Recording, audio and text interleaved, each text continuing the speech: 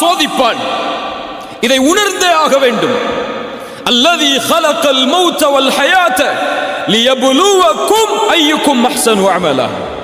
அல்லாஹ் வாழ்வையும் மரணத்தையும் படைத்ததன் நோக்கமே உங்களை சோதிப்பதற்காகத்தான்.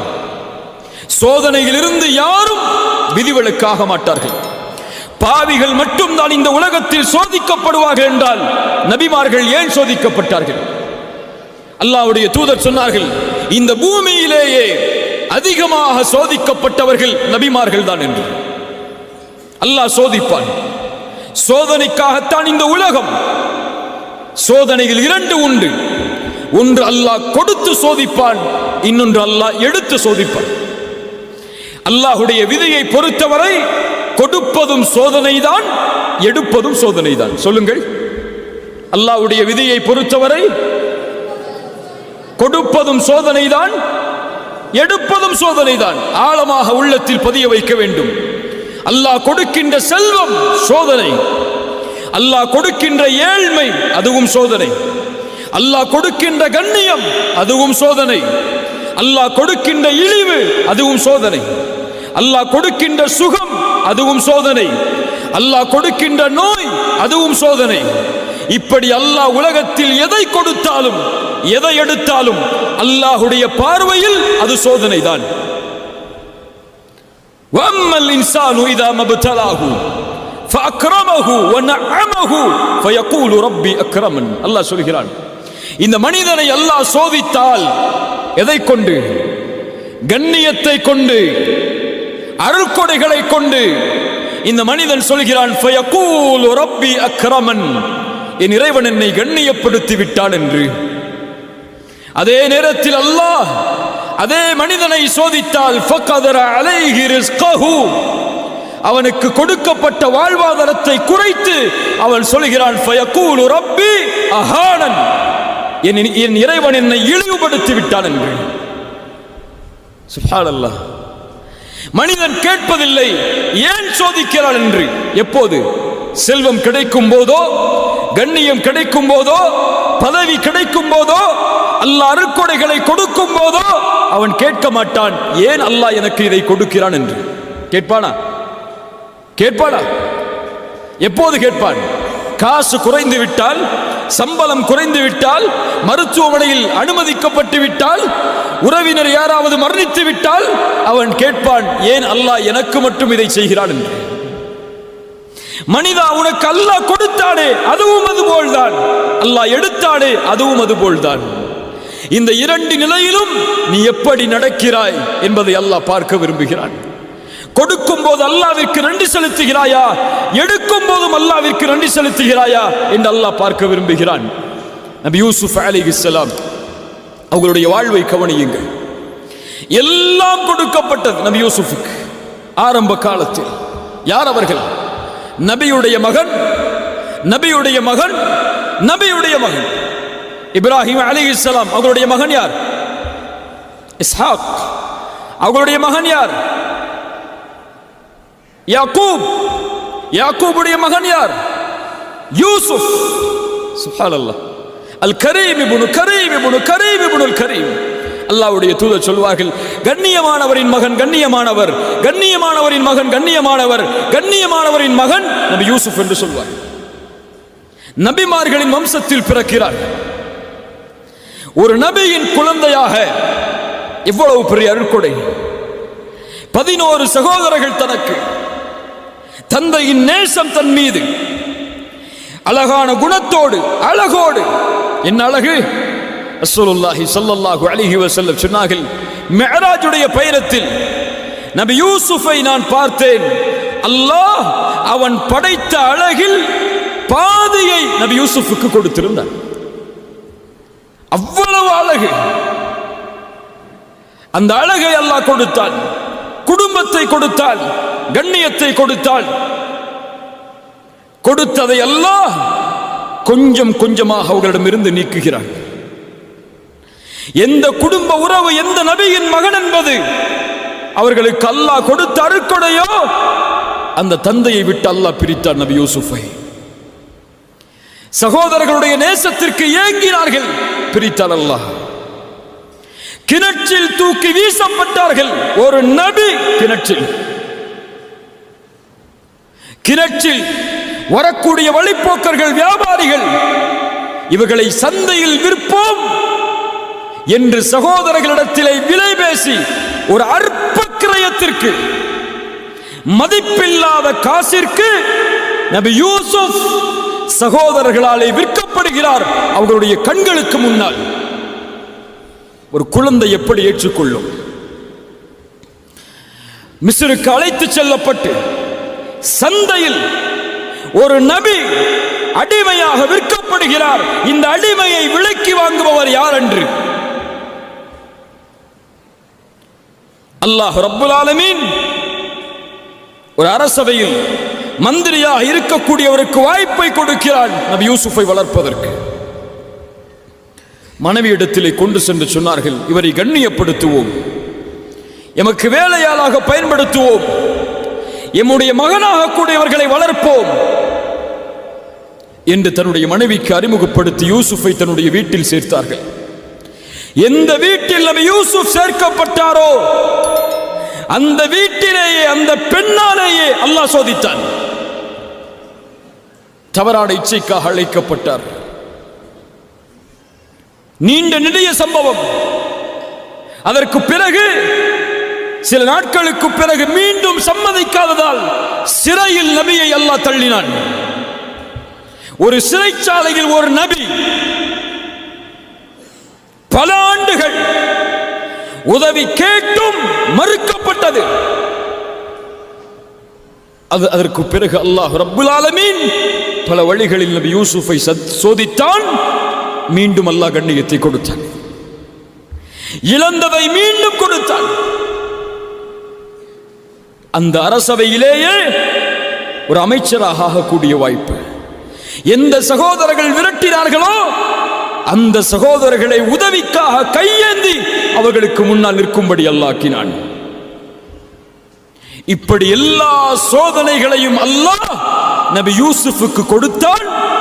இந்த எந்த சோதனையிலும் நபி யூசுப் அலைஹிஸ்ஸலாம் ஏன் அல்லாஹ் எனக்கு இதை செய்கிறான் என்று கேட்கவில்லை. ஏன்? இது அல்லாஹ் படைத்த உலகம், இது அவனுடைய விதியின்படி இறங்கக்கூடிய உலகம். இதில் எதை அவன் நாடுகிறானோ அதை செய்வான், எதை அவன் நாடவில்லையோ அதை செய்ய மாட்டான். அதில் ஏன் என்று கேட்கக்கூடிய உரிமை இந்த உலகத்தில் படைக்கப்பட்ட எந்த படைப்பிற்கும் கிடையாது. அதே வாழ்க்கை நபியை ஒப்பிடுங்கள். முஹம்மது ரசூலுல்லாஹ் ஸல்லல்லாஹு அலைஹி வஸல்லம் கண்ணியத்தோடு வாழ்ந்தவர்கள். மக்காவுடைய வீதிகளில் 40 ஆண்டுகளுக்கு பிறகு நபித்துவத்தை வெளிப்படுத்தியவுடன் சோதனை ஆரம்பிக்கிறது. பெற்ற கண்ணியம் இழக்கப்படுகிறது. சேர்த்து வாழ்ந்த உறவுகள் வெறுக்கிறார்கள், ஊரை விட்டு ஒதுக்கி வைக்கிறார்கள். பசியால் வறுமையால் நபி வாடுகிறார்கள். அபூ தாலிபின் மரணம், ஹதீஜா ரலியல்லாஹு அன்ஹா அவர்களுடைய மரணம், அதைவிட மேல் அல்லாஹ்வுடைய தூதருக்கு 7 குழந்தைகள். 7 குழந்தைகள். அந்த 7 குழந்தைகளில் அல்லாஹ்வுடைய தூதர் உயிரோடு வாழும் போது 6 குழந்தைகளும் மரணம். 6 குழந்தையையும் ரசூலுல்லாஹ் கபூரில் இறங்கி தன்னுடைய கரத்தால் அடக்கம் செய்திருக்கிறார். எவ்வளவு பெரிய சோதனை இது! ஒரு குழந்தையின் இழப்பை இழந்த பெற்றோரிடத்திலே சென்று கேட்டு பாருங்கள், துடித்து விடுவார்கள். இவ்வளவு சோதனை. தன்னை ஏற்றுக்கொண்ட எல்லோரும் கொடுமைப்படுத்தப்படுகிறார்கள், விரட்டப்படுகிறார்கள். சுப்ஹானல்லாஹ். சொந்த ஊரை விட்டு இன்னொரு ஊர், 10 ஆண்டுகள் போர்க்களம், எல்லாவற்றையும் இழந்து நபித்தோழர்கள் 23 ஆண்டுகளுக்கு பிறகு இழந்த கண்ணியத்தை, இழந்த வெற்றியை அல்லாஹ் மீண்டும் கொடுக்கிறார். எதை கொடுக்கிறது இந்த பாடம்? எதை கொடுக்கிறது இந்த பாடம்? அல்லாஹ் ஒருவரை சோதித்தால் உணர்ந்து கொள்ளட்டும், அல்லாஹ் அவரை தயார்படுத்துகிறான் ஒரு வெற்றியின் பாதைக்காக என்று. சோதனை வருவது வெற்றியின் அடையாளம். சோதிக்கப்படும் சமூகம் நன்மையில் நிலைத்திருந்தால் அதனுடைய கூலி இறுதியில் வெற்றி. அது பலருக்கு புரிவதில்லை. உலகில் ஏன் முஸ்லிம்கள் சோதிக்கப்படுகிறார்கள்? ஏன் உலக நாடுகளில் முஸ்லிம்கள் சிறுமைப்படுத்தப்படுகிறார்கள்? ஏன் கொல்லப்படுகிறார்கள் என்ற கேள்விகளுக்கெல்லாம் விடையை நீங்கள் தெரிய வேண்டும் என்றால் இதுவெல்லாம் வெற்றியின் பாதை. வெற்றியை நோக்கி இந்த சமூகம் செல்கிறது என்பதற்கு அடையாளம் ஹுதைபியா உடன்படிக்கையை நீங்கள் அறிந்திருக்கலாம். அத்துணை ஆண்டுகளுடைய போராட்டத்திற்கு பிறகு நபியும் 4000 தோழர்களும் உம்ராவிற்காக தான் பிறந்து வளர்ந்த அல்லாஹ்வுடைய ஊரை நோக்கி செல்கிறார்கள். தடுக்கப்படுகிறார்கள். அல்லாஹ்வுடைய இறை இல்லத்தை தரிசிப்பதற்கு ஒரு நபி தடுக்கப்படுகிறார். தடுப்பான் அல்லாஹ், ஏற்றுக்கொண்டுதான் ஆக வேண்டும். அப்போது உடன்படிக்கை தயாராகிறது. மக்காவாசிகளுக்கும் அல்லாஹ்வுடைய தூதருக்கும் எழுதப்படுகிறது. உடன்படிக்கையில் முஹம்மது ரசூலுல்லாவிற்கும் மக்கா குறைஷிகளுக்கும் எழுதப்படும் உடன்படிக்கை என்று அவர் சொன்னார். மக்காவாசிகளிடமிருந்து வந்தவர் ரசூலுல்லாஹ் என்று நாங்கள் ஏற்றுக்கொண்டால் ஏன் பிரச்சனை? முஹம்மதை ரசூலுல்லாஹ் என்று நாங்கள் அங்கீகரிக்கவில்லை. இதை அழித்துவிட்டு முஹம்மது இப்னு அப்துல்லா என்று எழுதுங்கள். அப்துல்லாவின் மகன் முஹம்மது, அதுதான் எங்களுக்கு தேவை. அலி அவர்களை பார்த்து ரசூலுல்லாஹ் சொன்னார்கள், அலியை அதை அழித்துவிட்டு எழுது. அலி சொன்னார்கள், ஒருபோதும் ரசூலுல்லாஹ்வை நாங்கள் அழிக்க மாட்டோம் என்று. ரசூலுல்லாஹ் கேட்டார்கள், எங்கே இருக்கிற இந்த வார்த்தை? கை காட்டப்பட்டது. அதை அல்லாஹ்வுடைய தூதர் தன்னுடைய கரத்தால் அழித்தார்கள். அதற்கு பிறகு எழுதப்பட்டது முஹம்மது இப்னு அப்துல்லா, அவர்களிடமிருந்து குறைஷிகளுக்கு எழுதப்படும் உடன்படிக்கை என்று. இந்த ஆண்டு இங்கே நுழையக்கூடாது, அடுத்த ஆண்டு நுழைவதற்கு வாய்ப்பு, அதுவும் சில நாட்கள் தான். இனிமேல் மக்காவில் இருந்து இஸ்லாமை ஏற்று வந்தால் அவர் திரும்ப அனுப்பப்பட வேண்டும். எங்களை நோக்கி ஒருவர் வந்தால் திருப்பி அனுப்பப்பட மாட்டார். எல்லாம் நடக்கிறது. உடன்படிக்கை முடிந்தவர்கள் எடுத்துச் செல்லும் போது உமர் அவர்கள் அல்லாஹ்வுடைய தூதருடைய சட்டையை பிடித்து கேட்டார்கள், யா ரசூலல்லாஹ், சத்தியத்தில் இல்லையா? ஏன் காஃபிர்களுக்கு விட்டு கொடுத்து போக வேண்டும்? இதோ வாழ், போராடுவோம். ரசூலுல்லாஹ் சொன்னார்கள், முடியாது என்னால். எல்லா நபித்தோழர்களும் நபியின் கட்டளையை ஏற்பதற்கு தாமதமாகிறது. ரசூலுல்லாஹ் சொன்னார்கள், அல்லாஹ்வை பார்த்து, யா அல்லாஹ், இவர்கள் எல்லோரும் என் மீது கோபித்தாலும் நீ என் மீது கோபத்தோடு இல்லை என்றால் அதை பற்றி எந்த கவலையும் எனக்கு இல்லை. சுப்ஹானல்லாஹ். உமர் அவர்கள் திரும்ப செல்லும் போது அல்லாஹ் வசனத்தை இறக்குகிறான். மக்கா மதீனாவை நோக்கி.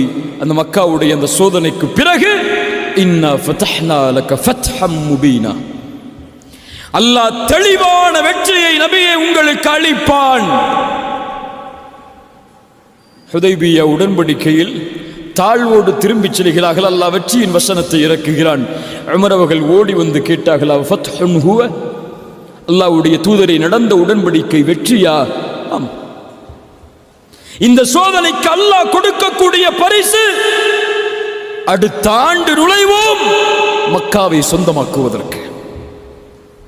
உம்ராவிற்காக செல்லுகிறீர்களே, இது போதாது நபியே, இன்னும் சோதனை இருக்கிறது, அதை ஏற்றுக்கொள்ளுங்கள். அல்லாஹ் இந்த 2 ஹரமுடைய ஹலீஃபாவாக உங்களை மாற்றுவார். இதைத்தான் நபி யூசுஃபின் வரலாறும் எமக்கு பாடத்தை கொடுக்கிறது. இன்றே வெற்றி வர வேண்டும், இன்றே சோதனை நீங்க வேண்டும், இன்றே பிரச்சனை நீங்க வேண்டும் என்று ஒருவன் நினைத்தால் நடக்காது. நபி நூஹ் தன்னோடு சில நபர்களை சேர்ப்பதற்கு, ஈமானை ஏற்றுக்கொண்டவர்களாக ஆக்குவதற்கு அவர்களுக்கு தேவைப்பட்ட ஆண்டு 950 ஆண்டு காலம். நபி மூசா ஃபிரௌனுடைய சோதனையிலிருந்து தப்பிப்பதற்கு அவர்கள் எடுத்துக்கொண்ட முயற்சி, அந்த முயற்சியின் வெற்றி அவர்களுடைய மரணம் வரை நீடித்தது. இப்ராஹிம் சோதிக்கவில்லையா அல்லாஹ்வுடைய நண்பரை? அல்லாஹ் நெருப்பு குண்டத்தில் வீச வைத்து சோதித்தான். மனைவியை இன்னொரு அரசன் தீண்டக்கூடிய அளவிற்கு சோதித்தான். தன் மகனையும் தன் மனைவியையும் மக்காவில் விட்டுவிட்டு திரும்ப வாருங்கள் என்று கட்டளையிட்டான். தான் பெற்ற மகனை இப்ராஹிமே உன் கரத்தால் அறு என்று அல்லாஹ் கட்டளையிட்டான். இத்துணை சோதனைகளுக்கு பிறகுதான் அல்லாஹ் ரப்புல் ஆலமீன் இப்ராஹிமுடைய சந்ததிகளை மக்காவில் வாழ வைத்தான். நபிக்கு மக்காவின் வெற்றியை உணர்வதற்கு 23 ஆண்டு காலம் தேவைப்பட்டது. 21 அல்லது 22 ஆண்டு காலங்கள். அதுபோல்தான் கண்ணியத்துக்குரியவர்களே, இந்த 20 வயதில் சோதனையா, 24 வயதில் சோதனையா, இந்த வயதில் ஏழ்மையா, இந்த வயதில் எதை தொட்டாலும் வெற்றி இல்லையா? கவலைப்படாதே, முயற்சியில் தொடர்ந்திரு. அல்லாஹ் ரப்புல் ஆலமீன் உனக்கென்று ஒரு நியதியை வைத்திருப்பான். பொறுமையோடு அல்லாஹ்வின் மீது நம்பிக்கை கொண்டிருந்தால், பாவங்களை விட்டு விடுபட்டிருந்தால், நீ எண்ணி பார்க்காத வெற்றியை அல்லாஹ் தருவான். فإن مع العسر يسرا إن مع العسر يسرا. துன்பத்தோடு இன்பம் வரும், நமக்கு தெரியாது. துன்பத்தோடு இன்பம் வரும். அந்த துன்பத்தை சகித்தால், அந்த கதரை ஏற்றுக்கொண்டால், அல்லாஹ்வுடைய விதி, இதை நான் பொருந்திக் கொள்கிறேன், ஆனால் அல்லாஹ் எனக்கு கொடுத்த வாய்ப்பு, முயற்சி, அதை ஒருபோதும் நான் கைவிட மாட்டேன் என்று அவனுடைய பாதையில் நிலைத்திருந்தால் அது போதும் அவனை வெற்றியடைய செய்வதற்கு.